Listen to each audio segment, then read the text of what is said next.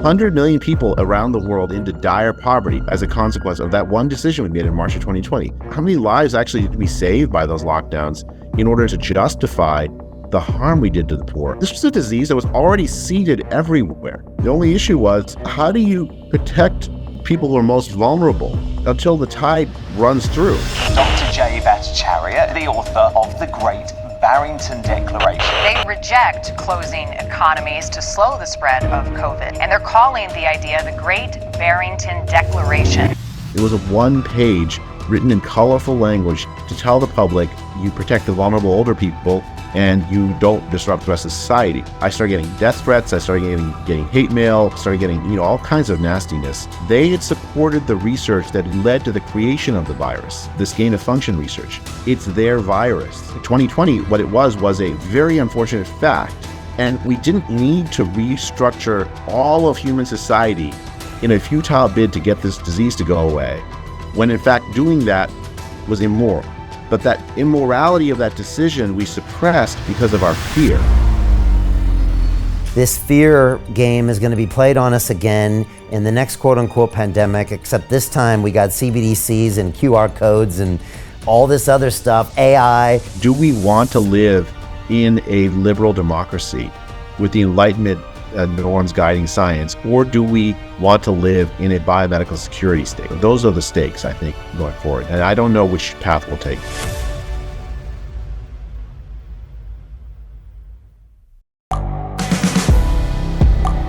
The world is changing. Inspiration is everywhere. It has never been so easy to connect, share, and bring people together. We're learning from others and finding the best in ourselves. Challenging our beliefs. Sharing our vulnerability. Overcoming our fears. Transforming ourselves so we can transform the world. How far can we go? This is London Real. I am Brian Rose. My guest today is...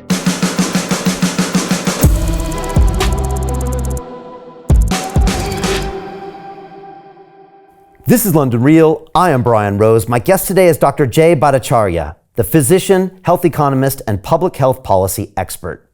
You are a professor of medicine, economics, and health research policy at Stanford University, and a founding fellow of the Academy of Science and Freedom. You were one of the first doctors to speak out and raise concerns about the global lockdown measures during COVID, citing serious damage to our economy, mental health, and our younger generation's futures. You co-authored the Great Barrington Declaration, which recommended focused protection as the logical and necessary response to the pandemic, calling for those at minimal risk to continue to lead normal lives. As a result, you became a target of public health officials like Anthony Fauci and faced a backlash in the mainstream media and were censored online. You believe public health authorities need to be held accountable and apologize for their failed policy response and ensure that we never mandate lockdowns again. Dr. Bhattacharya, welcome to London Real. Thank you, Brian. That's a pretty good summary. Right? Look, it's fantastic to have you here. As you know, I feel like I kind of know you somehow because we interviewed Dr. Martin Kulldorff, who was one of your co-authors on the Great Barrington Declaration, way back in November 2020. And I still remember the conversation I had with him like it was yesterday. And at the time, we had just gone through, I think, 5 months of pretty heavy censorship by YouTube. We had almost been deplatformed, and that was, for me, kind of a traumatic experience because I had been broadcasting for 9 years.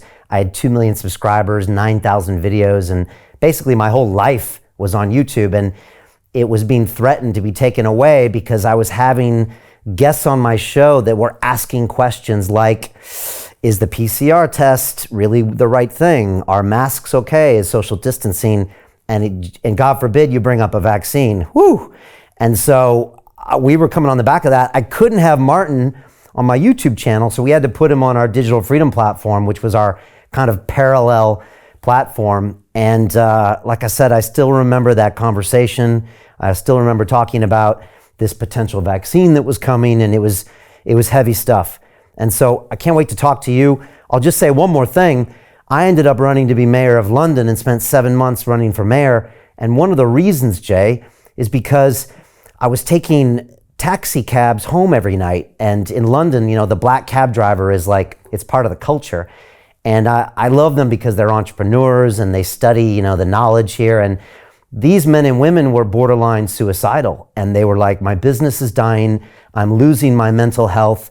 And I don't know why I can't work. And also friends of mine had wine bars and businesses, and they're all being shut down. And it just didn't make sense. And the mayor of London wasn't doing a damn thing about it. And it made me so frustrated that I tried to change it. And so I just appreciate everything you did. I know it was really challenging. Maybe we start back in 2020. I mean, if you take us back, what was going on that year with you? And do you remember some of the big moments of that year? I mean, the biggest moment to me was March 2020. What we did was absolutely unprecedented with locking the world down. I actually remember watching the UK from the United States and thinking, okay, there's the place of sanity, right? So there was Valence and Whitty, the two health advisors to Johnson, then Prime Minister Johnson, and they were actually saying sensible things in early March. They were not particularly politically adept. They'd say things like herd immunity strategy, which is not. It's not actually a strategy. It doesn't make sense to call it that. But they were saying things that said, okay, let's protect vulnerable older people. Those are the most at risk. They basically wrote the Great Barrington Declaration in March of 2020. And then they changed on a dime in a second for reasons I still don't fully understand. That in middle of March they turned to this lockdown strategy along with the rest of the world. I mean, there was we could go into some of the reasons I think that they made that shift, but it was an absolutely extraordinary departure from everything I knew before in epidemiology and infectious disease epidemiology. The lockdown strategy was, and I knew immediately when it happened, two things. One. That this is going to hurt really hurt poor people. It was going to hurt poor and vulnerable people everywhere. Those London cab drivers, they're a few among billions of people that were hurt by the lockdowns. Every poor person on the face of the earth, every child, have been harmed by lockdown. Nearly every child, it's just mind-boggling that our leaders essentially forgot the vulnerable, the poor, the working class in that decision, that single decision.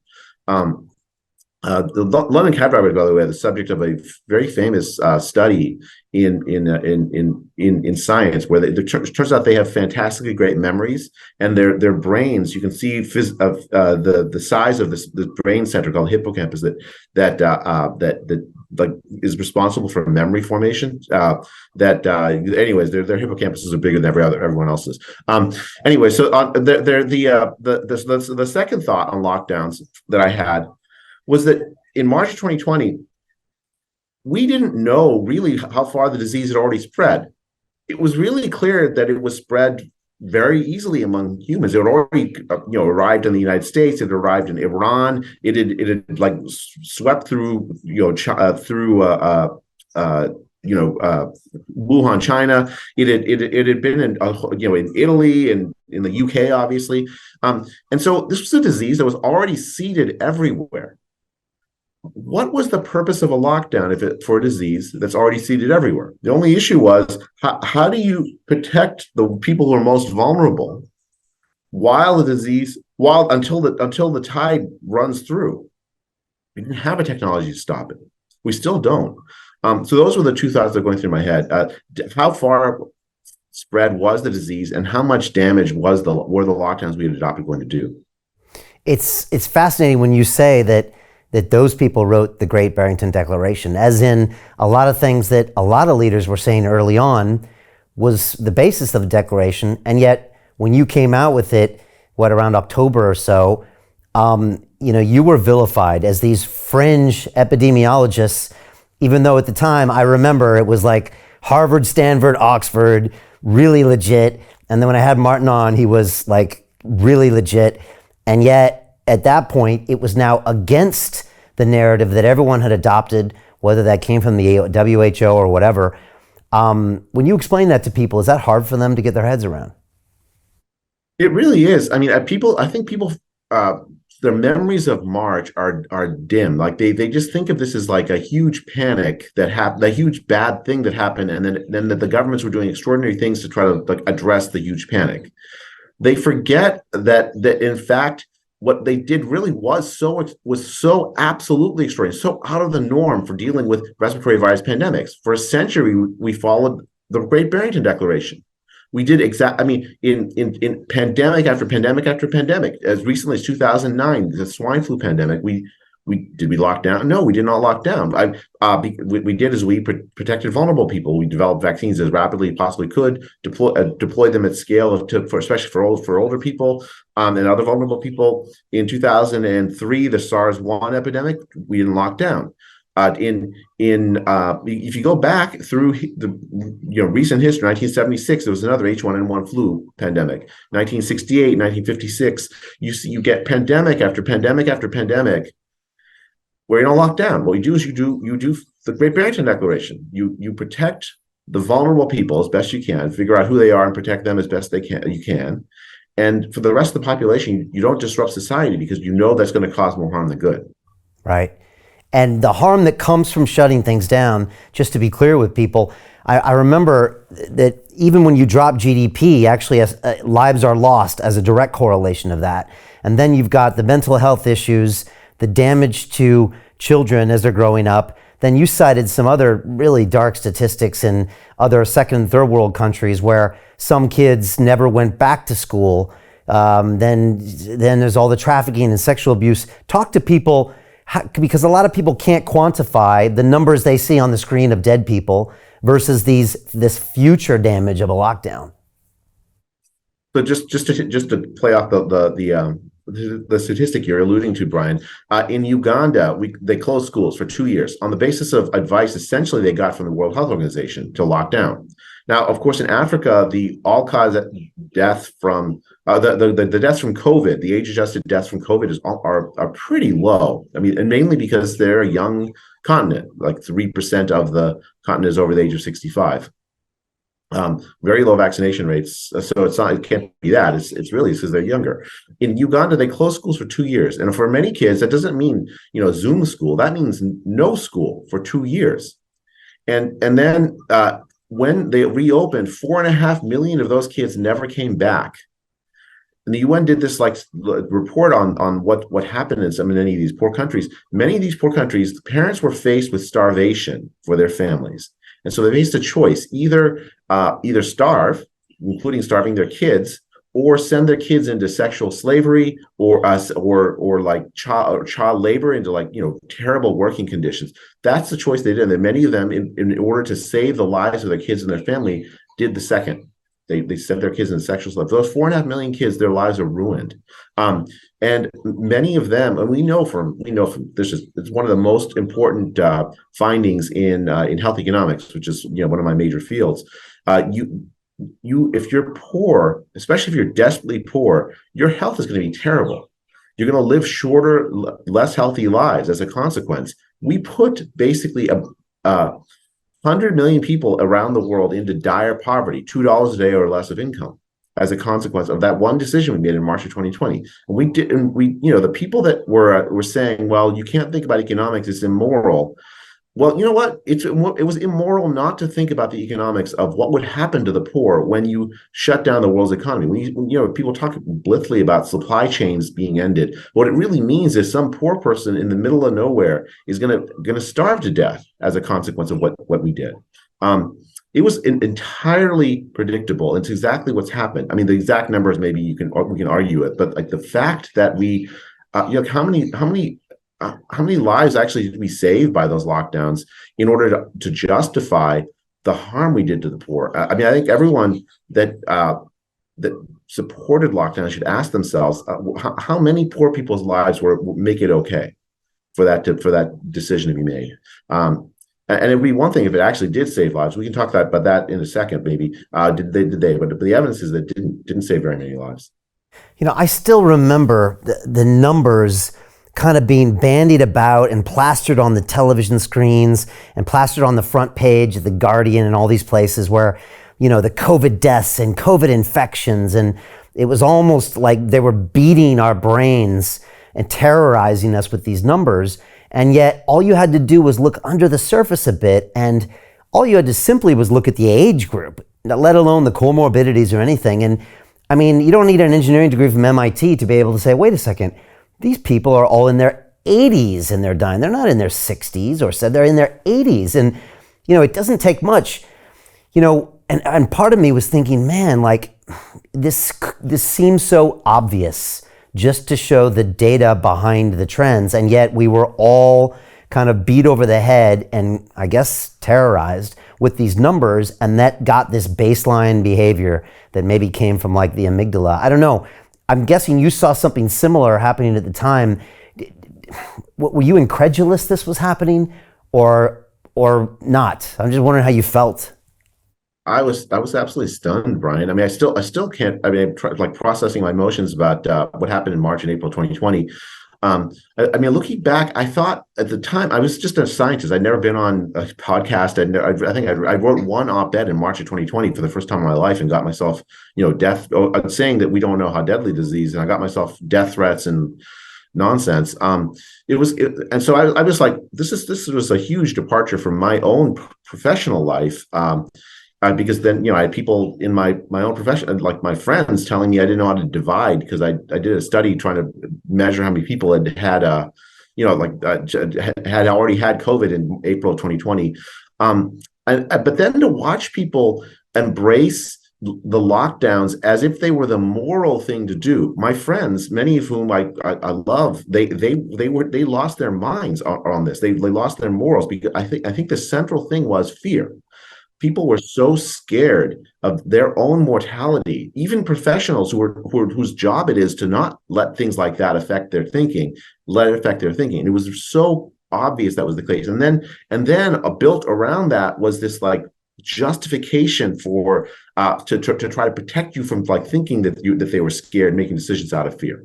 Right? They'd say things like, well, you can't talk about economics, it's immoral. But it was exactly an inversion. And the inversion was that if you didn't think about what the consequences of the economic damage you're causing were, that was immoral.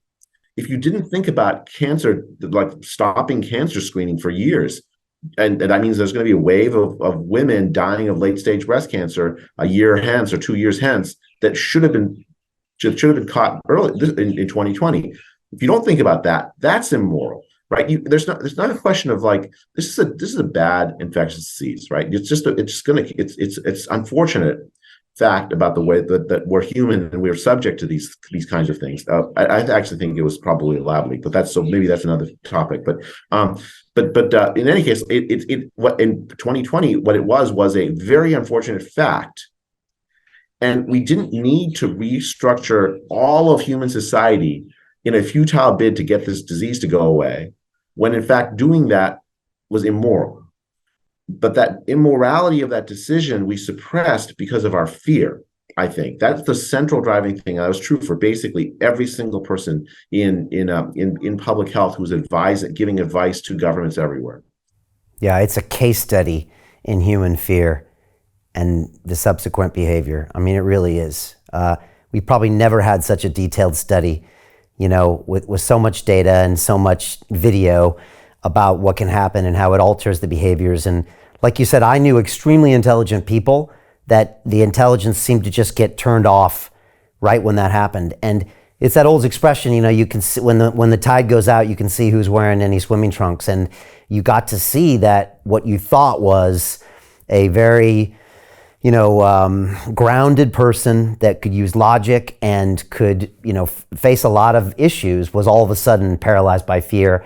And they started making irrational decisions and sometimes even going after you, as you probably felt with colleagues, for saying something. And you're like, wait a second, this is just logic. This is math. This is economics. And people were then coming after you. I know people did come after you. I want to talk about that a bit. Did lockdowns do anything? Were they successful? And also, were those Imperial College numbers early on like a really dangerous thing that they threw out there with this 1.5 million deaths potentially? I mean, Mark Andreessen Andreessen Horowitz was recently on a show, and he just said, you know, he had reached out to see if he could help with some of those numbers, and it turned out that a lot of those were just really not well done. So just curious about those two things. So the Imperial College numbers. I mean, that estimate by the Imperial College team in March of 2020 played a pivotal role in that shift. That report came out. The other thing that played a pivotal role was the example of China. They claimed that lockdowns worked. But just so everyone knows, the lockdowns did not work. Right? There's now an incredible number of studies that have tried to look, comparing places that locked down, shut down businesses, shut down schools, compared to places that were much more measured in their response, in particular Sweden. Actually, even places like South Korea didn't lock down, didn't close schools so much. They didn't shut businesses. They had much more of a voluntary approach. They're like, say, okay, we recommend that you stay home if you can from work, but there's no requirement, that kind of thing. Sweden, if you went there in 2020, I mean, it was like normal life for most people. Now, older people were told, like, be careful, and they were given resources to be careful, right? They if they were an older person working, you could get there's the Swedish welfare state. So you had like an example of what could be done without a lockdown, and there's no difference, Brian. There's no difference in from that spring 2020 lockdown between countries that did and didn't lock down, or very, very little difference. You could there's a comprehensive meta-analysis. Meta-analysis is a study of studies done by people looking and trying to assess the quality of different studies, and they're saying, okay, what is the literature as a whole telling us? Done by this team at Johns Hopkins University, and their conclusion is that the spring lockdowns in 2020 saved maybe 6,000 lives in the UK and 2,000 lives in the US. Maybe it's backwards, but it's not. Now, if you look at what the Imperial College was saying at the time, they were saying that if the United States didn't lock down within 2 months, 2 million people would die. In the UK, hundreds of thousands of people would die. In Sweden, this is it's not just a prediction about the total number of deaths. I've seen people online say, "Oh, well, look, almost 1 million people have died. It wasn't so bad a prediction in the United States, right?" But that's over 3 years. The prediction was with the time frame. It said within 2 months, if you don't lock down, the disease is going to spread everywhere, and 2 million people are going to die in the United States. I got to visit with President Trump in July or August of 2020, and he asked me if he saved 2 million lives on the basis of that incorrect forecast. He attributed the fact that 2 million people didn't die within 2 months to the lockdowns that he imposed. If you ask Boris Johnson, I suspect he'll say the same thing. But it was a fallacy, an illusion, because they did something. They thought that you look at the prediction, a prediction based on. Mark Andreessen is right, all based on assumptions that they had no idea were right, and in fact, ex post facto, were wrong, because you can compare places that didn't follow the strategy and didn't have those deaths, and so the answer is it was really futile, Brian. It's an unfortunate fact because we sacrificed so much, so many people sacrificed so much so that we have those lockdowns. As we said, mostly the poor, the children, and so on, working class people. But it was really all for naught. I was on like a WhatsApp group with a bunch of doctors, and I saw those first numbers, and I still remember I was in the gym. It was like mid-March, and my heart dropped when I saw that. It was like 1.5 or whatever it was. And it's funny how that study, like you said, the lockdowns in China and some of the visual cues we saw early on, right? People falling over and this lockdown thing, it kind of gave us a subliminal message in our brains. And then when we were told to, it was kind of like, oh, they did it, so we'll do it. And then you throw this number out, and a couple very small data points in terms of size end up changing the behavior of 8 billion people in the world. It's a case study of what not to do, right? It was almost out of a movie, Brian. Right? We're almost primed to think this way. Like there's a movie called Contagion, which I mean, eerily similar. That it's almost like it, I think it's 10 years old, but it's that it may as well have just been made in 2021 or 2020. And it played itself out. People, the World Health Organization sent I'm going to call it a junket, like essentially a set of people, experts to China in February of 2020 to assess the Chinese lockdown. You remember the China lockdown in January of 2020, closing, shutting down apartment buildings, locking the doors so that the residents couldn't get out if there was a single case. Basically, a huge province of millions of people shut in, with this draconian authority, the kind of lockdown only a totalitarian society could actually impose. And the people who went on that WHO junket to China, they came back and wrote a report, and this included someone like a man named Cliff Lane, who was Tony Fauci's deputy. And he wrote a report to the chief epidemiologist of the WHO, Maria Van Kerkhove. And the conclusion was what China did worked. This is February 2020.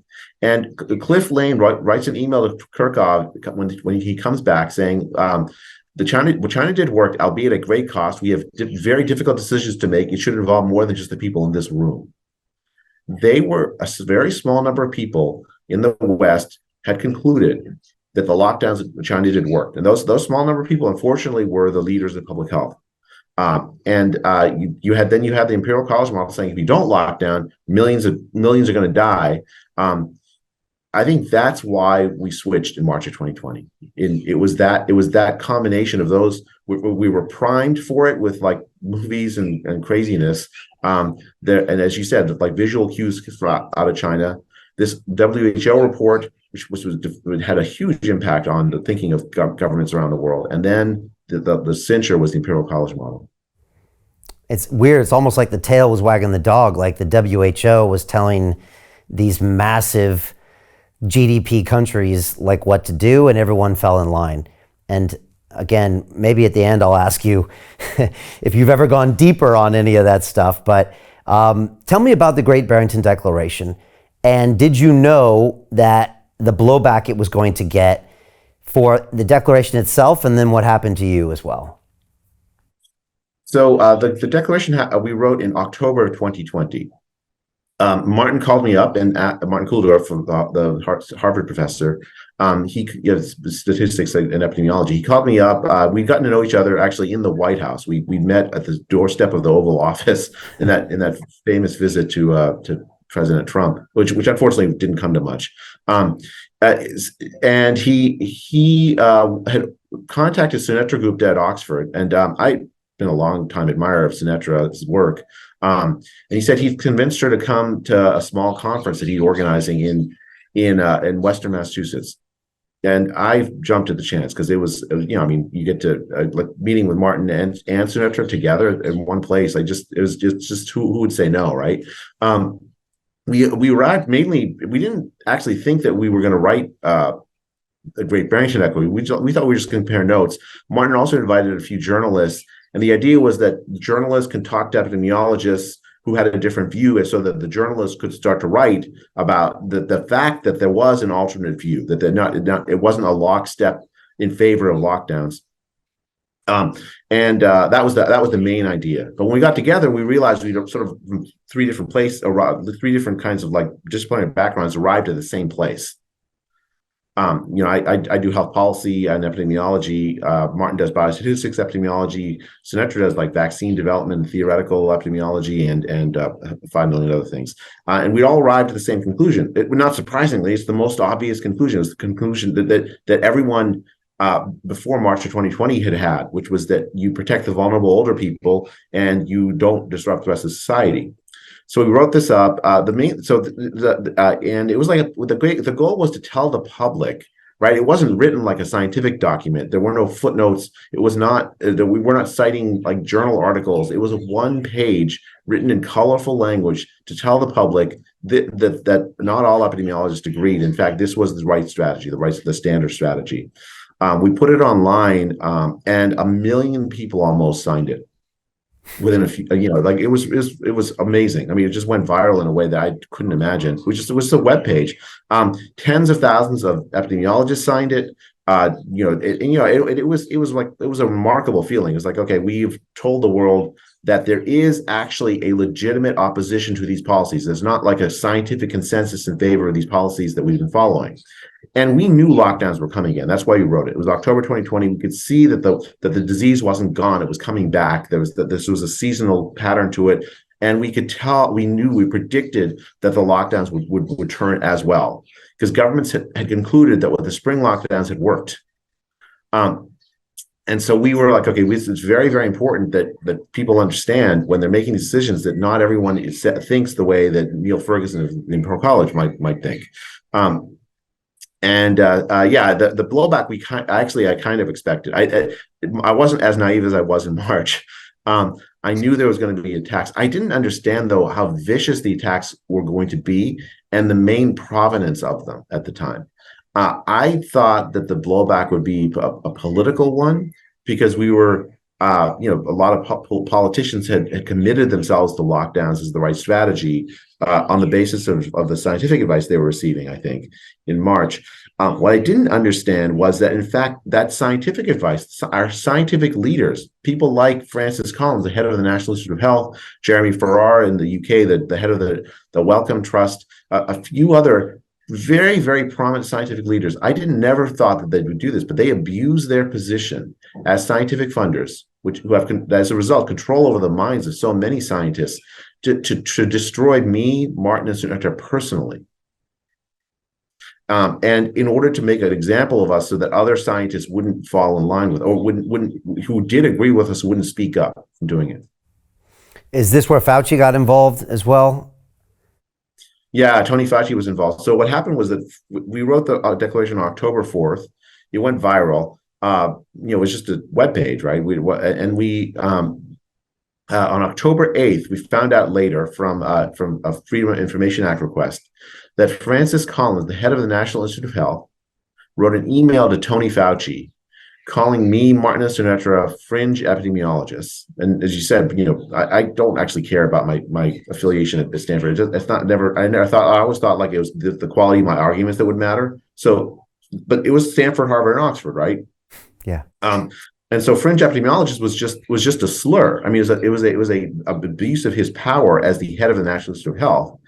And then he called for a devastating takedown of the premises of the declaration, by which he meant a press takedown, because Tony Fauci responded to that email a few days later with a Wired magazine article where he shows up calling our position nonsense, essentially attacking us viciously, saying we wanted to let the virus rip when we didn't. What we wanted was to do was protect vulnerable older people.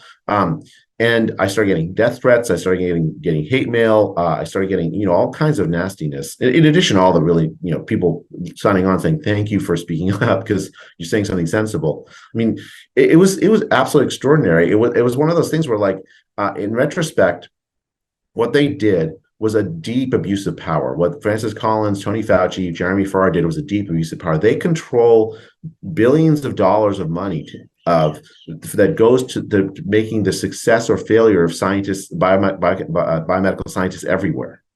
If you don't have an NIH grant in the U.S., National Institute of Health grant in the U.S. as a biomedical scientist, it'll be very difficult for you to get tenure at a prominent university.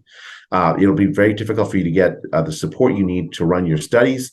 So when the head of these institutes say that we are fringe epidemiologists, essentially what they're doing is a threat to the careers of anyone who dare to agree with us in biomedicine. So they're making examples of you so nobody else follows your behavior. And how did you get your head around that at the time? And have you concluded that it's just about ultimately power and money? Is that why these people made these decisions, so they can hold on to power and money? Well, I think actually for them, so I think for a lot of people it was power and money. I think, like in politics, the politicians that had signed on to lockdowns, it was power. For pharma executives and so on, it was partly money. I mean, partly they also want. I mean, just to give them their due, they did want to produce something that would like save lives. So that's not that there was, and I think that there's an overlay of that on all these players we're going to talk about. It's not that they were all, and in fact, that's part of the problem was if you just think of them as just purely evil, you're going to make a mistake, right? They thought they were doing good. They thought they were trying to save lives. That warranted the bad things that they did in their own minds, because it was just the ends justify the means, but the ends were noble, I think, in all of these people's minds, or in many of them. There's that old phrase that if you take away a man's livelihood, he's more likely to disagree with the reason. And like you said, like they want to save lives, but also if you start saying, well, wait a second, we're going to take away some of your power and some of your future wealth, it's hard for even the most objective person to see reality. Is that a combination of what's happening at the top here? That is absolutely what's happened. But there's another additional overlay for the scientist bureaucrat leaders themselves, people like Tony Fauci, Francis Collins, and Jeremy Farrar. They show up in Freedom of Information Act requests from February 2020, January 2020. They spent a lot of that time early in the pandemic not worrying so much about the disease spreading or the lockdowns. What they worried about was that people would think that they had supported the research that had led to the creation of the virus, this gain of function research. There's a history here where the scientific community in the mid-2010s had essentially forced governments to pause support for this kind of research. Now, just to give some background, the reason why this research existed, research on viruses pulled out of bat caves in China and everywhere to make them more dangerous. Like people might ask, why on earth would you support such research? The argument was to do good.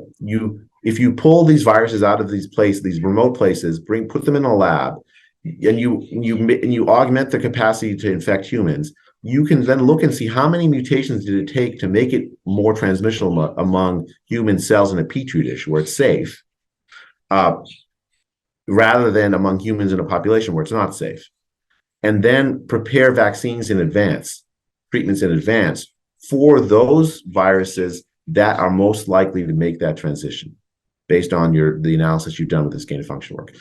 That was the program, right? That's why they did the gain of function work. And Tony Fauci and Francis Collins and Jeremy Farrar had been big supporters of that program. Even when the scientific community was pushing against it, large parts of the scientific community were pushing against it in the 2010s. Even when Obama made it illegal, they still found a way to get around that as well, right? Yeah, so Obama, he didn't make it illegal. He called it a pause. Okay. And he paused it in 2014. And what the pause did is that it forced, if the NIH wanted to give money to gain of function work, then it was Tony Fauci's name and Francis Collins' name that had to say, yes, we support this. Although this is dangerous research, it warrants supporting because the potential benefits of the knowledge gain will offset the riskiness of the danger of it. And of course, we're going to be doing it in high security labs, so the danger can be mitigated. Right. And then it moved from University of North Carolina out to Wuhan, and a little bit the rest is history. Yeah, I mean, and there's a whole history. Just Brian, this. Like, there's a history of these lab leaks. It's not as if this is like a unique event in history. There was dozens of lab leaks before this over the last 30, 40, 50 years of biomedical research. Even for this virus in 2021. In Taiwan, there was a lab studying this virus, SARS-CoV-2 virus, the one that causes COVID. And there was a lab leak in 2021 out of a high security lab in Taiwan, causing a little local outbreak. So it's really hard to study this virus safely. Yeah, I mean, that's a dangerous game, playing with gain of function. Obviously, in retrospect, we know that. In 2020, I went deep into this because, I mean, quite frankly, I just didn't like being censored. I wanted to be asked questions, and I got to talk to a lot of people. And that film, The Plandemic 2 Indoctrination, was Dr. David Martin going into detail with literally just paper trails. There was no even opinions in that film. And he walked everybody through all the research you're talking about, all the paper trail from North Carolina to Fauci to Wuhan to everything. But I mean, back in August 2020, the public didn't want to hear lockdowns were bad, let alone the virus came from Wuhan, let alone anything vaccine related, and the technology channels weren't going to allow it to happen. So, but I mean, that's something that was explained to us 3 years ago now at this point. I mean, Brian, to go back to your question about January, February 2020 and the mindset of public health and the motivations. Okay, put yourself in the shoes of Francis Collins, Tony Fauci, Jeremy Farrar. They must have been thinking that they'd opened Pandora's box, that the virus that was like very clearly spreading around the world, looking to cause a massive pandemic, killing millions of people. It was partly because they supported this dangerous research. It's their virus in a sense, right? I mean, not exactly. I mean, it's an accident, but it's there. They supported the work that led to the creation of this virus. Potentially, that's maybe that's exactly what they're thinking, right? Maybe that's what they're thinking in January 2020. What would you do if you opened Pandora's box, Brian? You'd want to close it. You'd want to make sure no one thought you were responsible. You'd want to take every single bit of power you have to try to like undo the damage from it. And so that's what they were trying to do? You think they overreacted because they either felt personally responsible or were worried about being accused of that they, locked down more than they should? Yeah, I think so. I think what I would worry about is I would worry about COVID deaths. Every death then is on my conscience. Every COVID death is on my conscience. The lockdown, they're prominent, incredibly brilliant public health scientists. I think Francis Collins is one of the best scientists of the latter half of the 20th century with the Human Genome Project, probably one of the most consequential in history. He's not dumb. I mean, these people understand that the measures they were doing were going to harm people. They knew that. They had to have known that. They couldn't not know that. But for them, every death from starvation in some poor part of the world was a secondary thing, not really directly related to something they had done. Whereas every COVID death was something they had opened Pandora's box. Every COVID death wouldn't have happened but for that. And every COVID death they could prevent was one fewer notch on their conscience.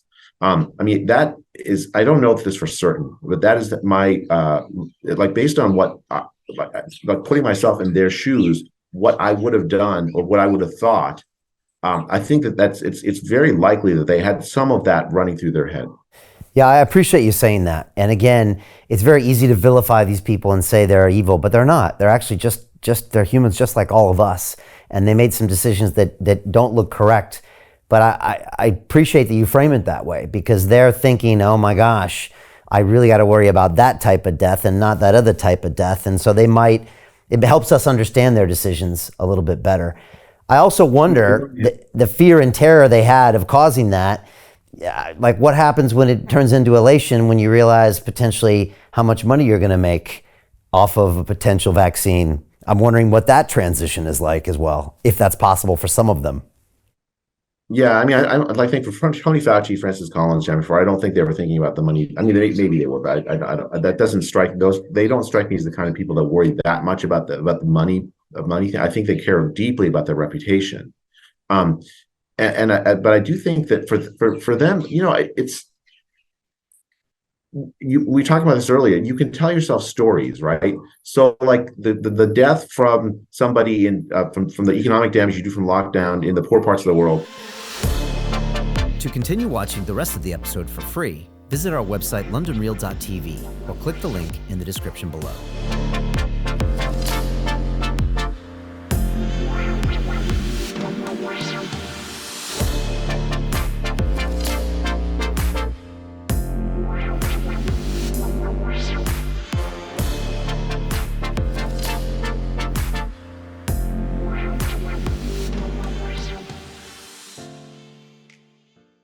So Jim Rickards has just recorded a video that's not available to anyone in the public, and he's going to be talking about how this upcoming recession is going to be fast, it's going to be bloody, it's going to be nasty. But at the same time, he's going to show you how you can position yourself to profit from all of this chaos. Now, we've made this video only available to our viewers. Go to londonreal.tv/Jim. Watch that immediately. I can't say enough good things about Jim Rickards. He understands the global economic system better than any guest I've ever had on London Real. His predictions are almost uncannily true, and you can learn how to profit from his vision, from his expertise, and his understanding of economics. So go to londonreal.tv/Jim or click the link below. It's an excellent, excellent look on what's going to happen in the future and how you can position yourself to profit from that. Jim is one of the best in the business, one of my favorite guests on London Real, and he's very, very good at predicting the future and showing us all to profit from it. So click the link, and I hope you enjoy.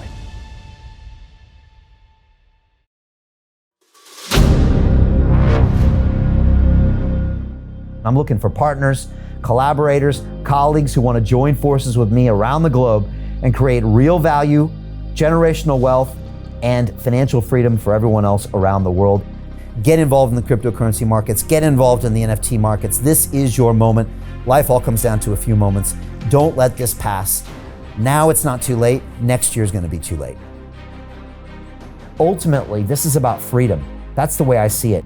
This is about giving power back to the people and enabling billions of people worldwide to use the financial markets to improve their lives and those of their friends and their families and their communities. Honestly, I think it's a violation of human rights not to allow people basic access to financial services.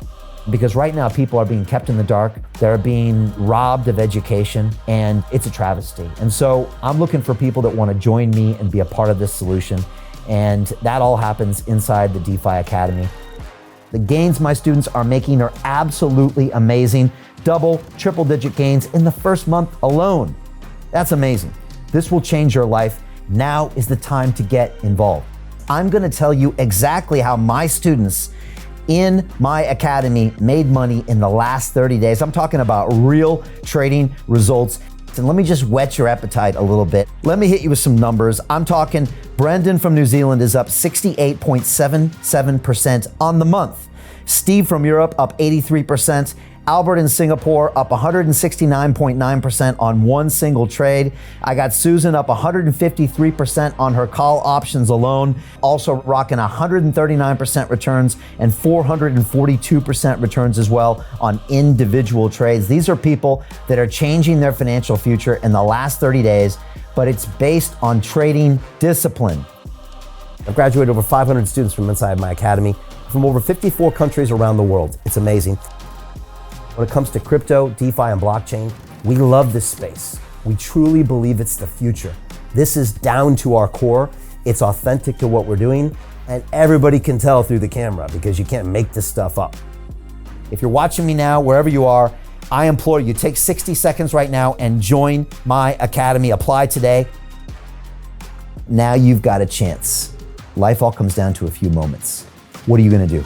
What's the choice that you're going to make?